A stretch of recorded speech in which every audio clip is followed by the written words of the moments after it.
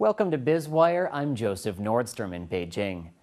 Brazil's Vice President Michel Temer is in China this week to discuss deepening trade and investment ties.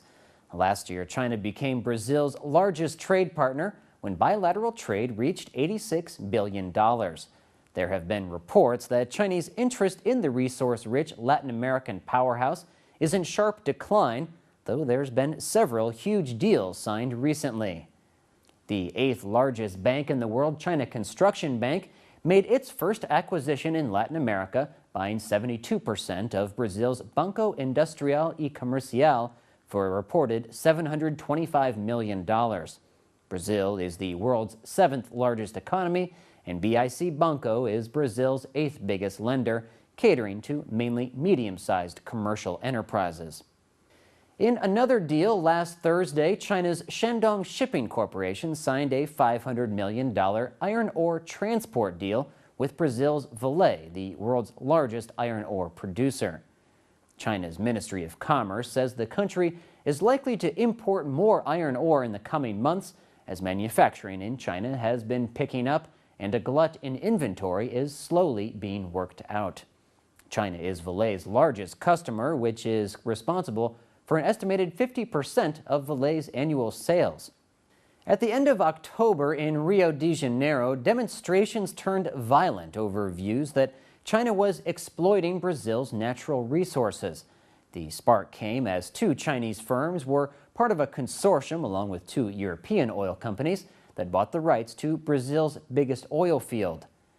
Writing in Quartz, Gwen Guilford says some of the outrage likely stems from the unfulfilled expectation that Chinese investment would result in deeper trade ties that boost Brazilian manufacturing. Brazil actually runs a trade surplus with China, but some 80% of Brazil's China exports come from just three commodities: iron ore, oil, and soy products. Guilford says that Brazil's slow growth has hurt domestic manufacturers, making them less competitive against international rivals. Reuters reports that Chinese executives have grown frustrated with stagnant economic growth, heavy costs, and what they see as a political and popular backlash against their presence. Brazilian President Dilma Rousseff, partly in a nod to her union base, has enacted protectionist policies such as taxing foreign-made cars and limiting the land available for purchase by foreigners.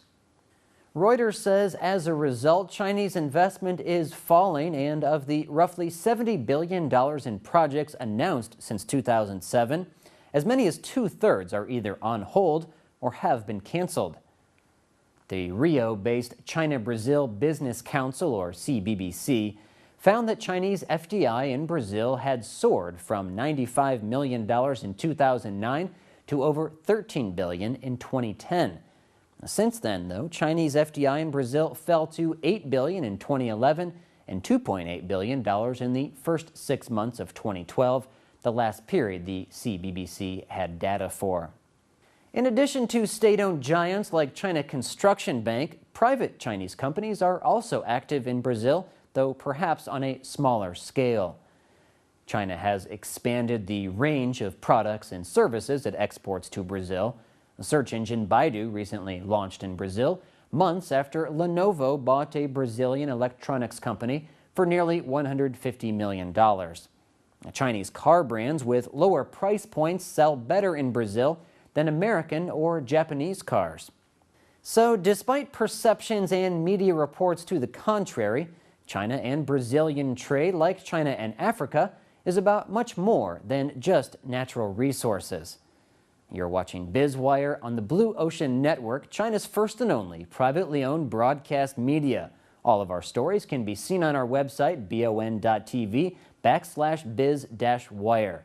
In just a second, we'll continue with more insight into the big picture of China's economy.